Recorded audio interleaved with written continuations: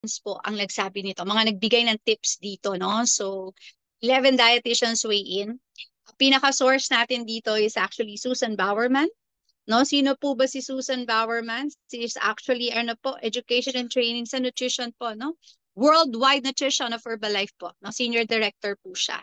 All right? Ngayon, next slide po tayo.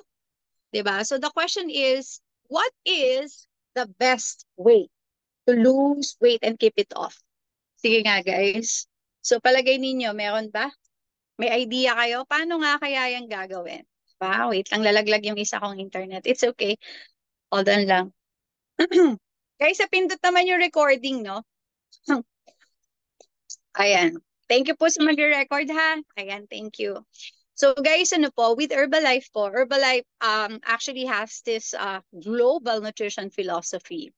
And we recommend a balanced approach for reaching and maintaining a healthy weight and living an active lifestyle. Okay? But we know sometimes, 'di ba, you wanna kickstart your slim down. Yan yon, 'di ba? So, eto yung mga expert natin na mga top tips that can help you lose weight.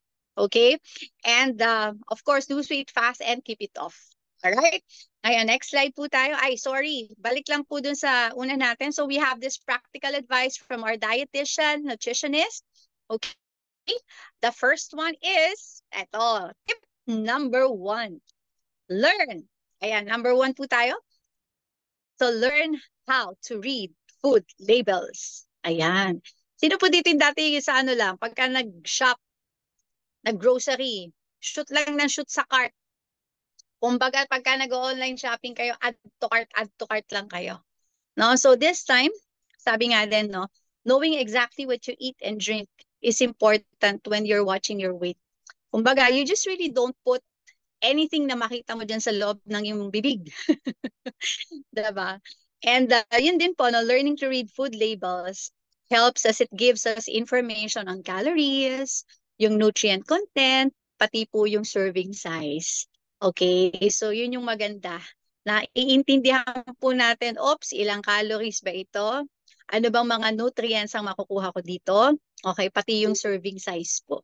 Okay, and this one also helps us with portion control. Ito, yung mga alaga namin, familiar sila dito. And I think most of us, lahat ng mga naalagaan ng mga coaches, no, lagi yung naririnig yan, di ba? Portion control. Alright? Because it really helps us to make healthier food choices. Iba kasi yung aware ka na. Okay? Hindi ka na dead ma. Okay? So that's number 1 tip. Thank you so much, Doc Rio. Next slide po tayo. Tip number 2. Okay? For tip number 2 natin, don't just focus on weight loss. Okay? Focus on a healthy diet. Alright? Kaya nga sabi ko, hindi lang siya weight loss journey. It is really a transformation journey. No? So, anong ibig sabihin natin dito? Pag sinabi nating focus on body weight, hindi lang kayo magpo-focus dun sa body weight, but you should also focus on your health. No? So yung pag-eat natin ang healthy and having an active lifestyle, that's why we are being encouraged most of the time, actually always, no, to get moving. No, hindi mo kailangan ng matinding exercise, 'di ba? Just make sure that you are moving. We are really being encouraged to do that, no, yung active lifestyle to really achieve po yung best way na.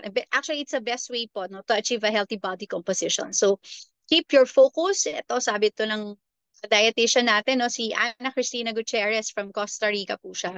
Sabi niya, keep your focus on eating a healthy, balanced diet and working out to build or maintain your muscle mass. Okay? And keeping this healthy lifestyle for the rest of your life. So that's why it's very important also na dun sa monitoring niyo with your coach, di ba? May regular monitoring kayo na watch out din talaga kung ano ba yung nag-lose sa inyo, no? Yung muscle mass po ba, ganyan. So, hindi lang yung nag-lose ka, but really you're losing weight dun sa mga proper places niya. Okay? So, yan po. Thank you so much. Next po tayo, tip number 3. Okay, tip number 3 po tayo. Ito, ako na biktima po ako nito. Pwede ba mag-type ng 1 dyan? Sino po yung nabiktima nito? Diba? Madaming klase ng mga diet, mga besh. Ayan, diba? So, tip number 3. don't fall victim on fad diets. Uso kasi siya ngayon, di ba? Or social influence. Nakita mo yung artistang paborito mo, tapos meron siyang kinakain na sikat, na ganun daw, di ba? Dahil sikat siyang artista, Char. Diba? Sige, try ko yan. O, yan. So, yun. So, wag po tayong mag-fall kaagad, no? At the end of the day, ang recommendation dito, ito naman is ang nag-advise ito si Simon Sum. Member din siya ng Herbalife Dietetic Advisory Board ng USA. Sabi niya dyan, find a healthy balance plan that works for you. No, bakit? Kasi yung fad diets po, it may lead to temporarily lose weight. Diba? Temporary, magbabawas ka ng timbang. But it's not a healthy way because you may risk losing some of your hard-earned muscle mass. Ito yung sinabi ko kanina. Rather than just your body fat. Diba? Rather than just your body fat. So before falling for any social influence, remember the goal should not only be to lose weight, but to change your lifestyle for good. Again, pakiulit, change your lifestyle for good with a healthy, balanced diet and adequate physical activity. Take note of that. Hindi din po ko physical activity. Okay? So, yon. Thank you. Tip number 4 po tayo, no? So, make sure you get enough protein, which is important for weight loss. Okay? Bakit po? Sabi niya dito, si Alice Zhu, member ng Herbalife Dietetic Advisory Board from China. She said, protein is an essential nutrient that is important for optimal growth and development. It is also essential for helping build and maintain muscle mass. All right? Protein plays an important role in weight control because it helps with hunger control. Having adequate protein at meals and snacks such as protein shakes or bars helps satisfy you. Kaya mapapansin nyo guys, di ba? Okay, nag-shake ako ngayon, tagal, di pa ako nagugutom. O yan. Kasi naman, yung ating protein shakes are really made, no? Sa ano po, high quality protein din. Right. Next slide po tayo. Thank you po. Tip number 5, no, incorporate healthy snacking. So like for example, tomorrow, kasama yan ha sa ating Virtual Nutrition Club. Attend po kayo dun sa mga recipe sharing natin. But sabi naman nito, nag-share nito si Vifada Sailao, member ng Herbalife Dietetic Advisory Board Thailand. Ayan. Next slide po tayo, Doc. No, so ano po, sabi niya, in today's society, 'di ba? Snacking contributes close to 1/3 of daily energy intake. Okay? But healthy balanced snacks are an important, no? Important po siya, part ng balanced diet. Okay, taking in high protein snack foods can help you feel satisfied and may allow you to eat less, okay, at your next meal. So rather than feeling guilty about snacking, learn to incorporate healthy snacking into your day. Di ba, medyo nagkikrave ka sa chocolate, ganyan. O tanungin nyo paano yung sa chocolate protein bites o kaya yung granola on triple chocolate na recipe. Madami tayo, guys. Pati yung mga protein cookies natin, no? You ask your coach about it. Ayan, sige po. Next slide po tayo. Anong number na tayo? Ito yung maganda. Number 7. Actually, lahat naman sila maganda. Yung tips lahat, diba? Ayan. So, dito naman po sa number 7 natin. Don't cut calories too far or skip meals in order to lose weight. Okay, so yun din yung advice natin. Sabi nga din, dieting is not about how much you eat, but what you eat. Pakiulit po, it's not about how much you eat, but what you eat. Okay, so since food choice affects calorie intake the most, extremely low-calorie diets can slow down metabolism. Take note of that. No, kaya pagka may na-share sa inyo yung coach na calorie wallet, wag na po kayong magbaba pa, no? Sobrang baba, no? Kasi hindi po siya nakakatulong. Nakaka-inhibit, ano po siya, sabi nga, it can slow down metabolism and inhibit weight loss. Yung dietary modification helps us to continue your weight loss journey while diet mistakes, okay, diet mistakes like cutting too many calories or skipping meals can stop you from being successful. Kasama dito yung isang beses lang kumakain sa isang araw. No, yan po yan. Okay, next slide po tayo. Thank you. For the tip number 7 naman po natin, diba?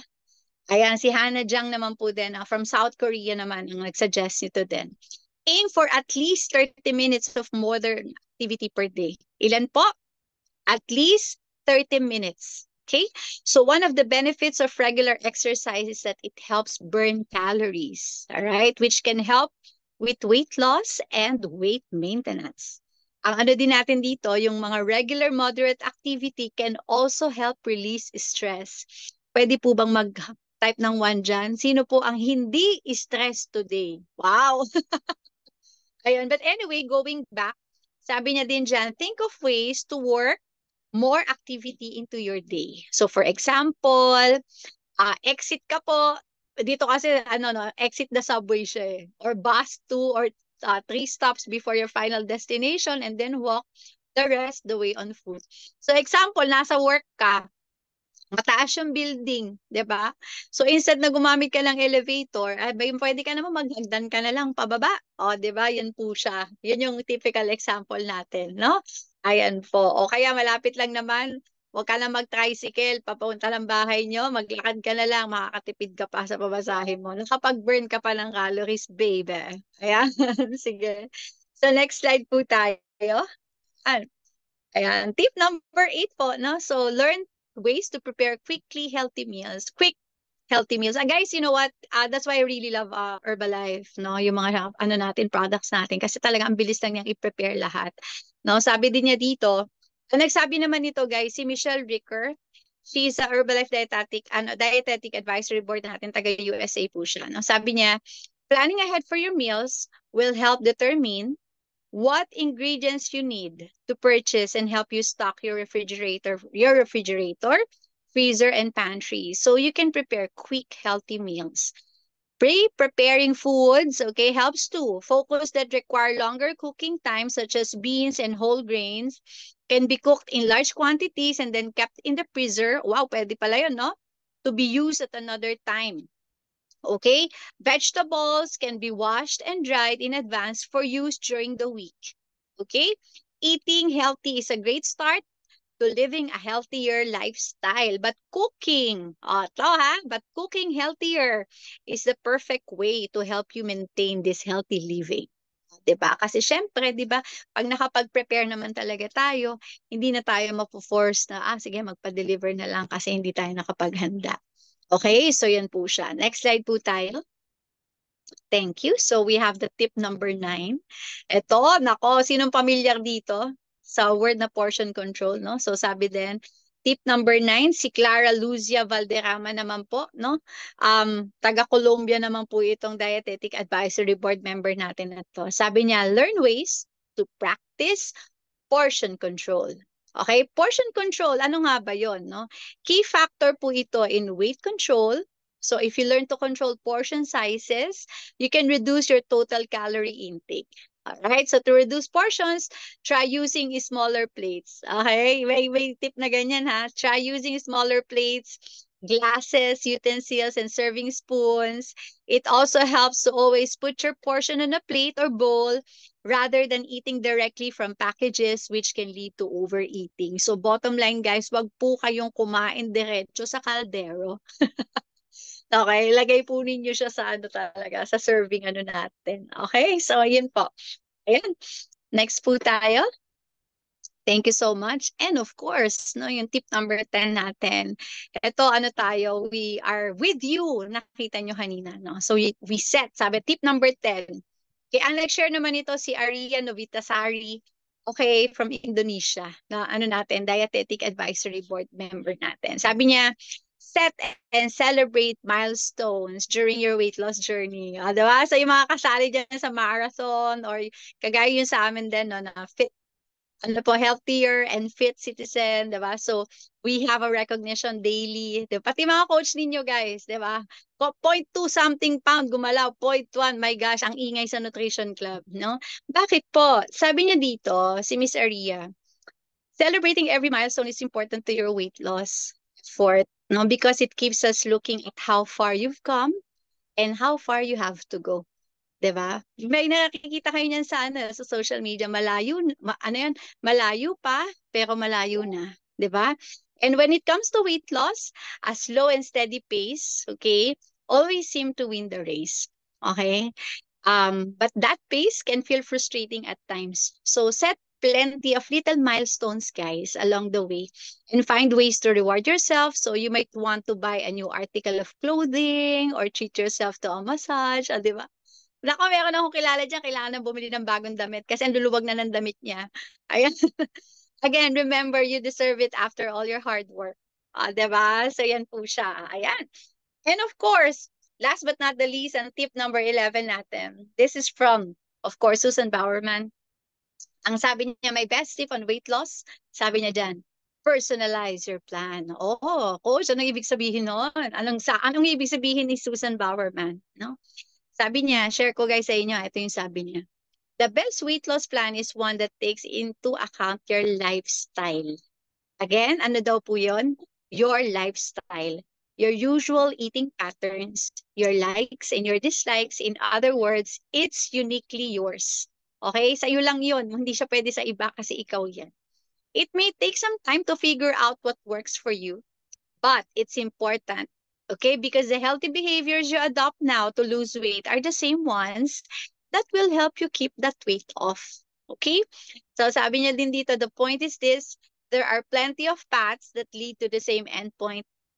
Decide on the healthy behaviors you want to work on and let them lead you to your goal. In other words po, keep your focus on the trip, not the destination. Diba? Measure your progress, not by what the scale says. Okay? Wag kang malungkot. Coach, gain ako. Ay, may tinamaan yata sa mga alaga ko, no? So, wag pong mag-focus dun sa scale, all right? But by the positive and consistent behavior changes you're making. Okay? So, ito ang ano din ito, no? Our experts are members nga pala, guys. Ito mga nag-share nito are members of the Herbalife Dietetic Advisory Board. Well, some members are employees of the company. So, ayan, as in, sobrang amazing po siya. Take a picture of that one. And of course, for my last slide, let me just share this to you. Okay, thank you, Doc Rio. Ayan, meron pa tayong last, no? Sabi dyan, guys, being healthy and fit, okay, isn't a fad or trend or a trend. Ay, uso siya ngayon, diba? It's a lifestyle. Okay, ulit. Being healthy and fit isn't a fad or a trend. It's a lifestyle. So with that being said, Ayan, thank you so much for joining us today. And again,